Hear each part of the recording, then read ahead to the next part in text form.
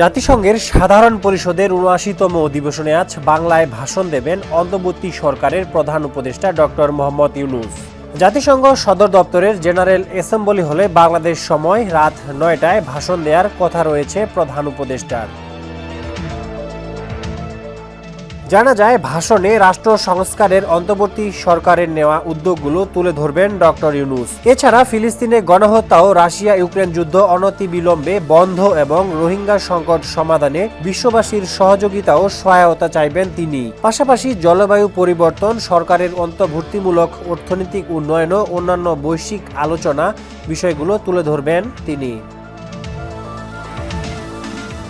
এছাড়া ভাষণে ছাত্র জনতার বিপ্লবের পর নতুন বাংলাদেশ গঠনে বিশ্ববাসীর সহায়তা, বিদ্যমান রাষ্ট্র কাঠামো ও প্রতিষ্ঠানগুলোর আমূল রূপান্তরের এক নতুন সম্ভাবনার দ্বার উন্মোচনের রূপরেখা বিশ্ববাসীকে জানাবেন ডক্টর ইউনূস।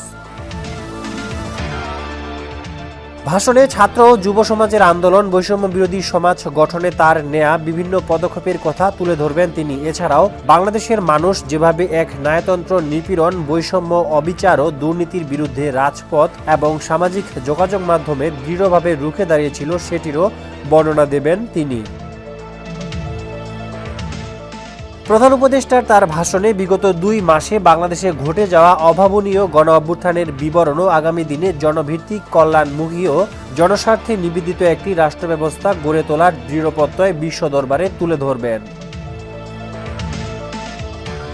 এর আগে জাতিসংঘ সাধারণ পরিষদের ৭৯তম অধিবেশনে যোগ দিতে গত ২৪ সেপ্টেম্বর নিউ ইয়র্কে পৌঁছান প্রধান উপদেষ্টা doctor Mohammad Yunus. Desk report, সমকাল।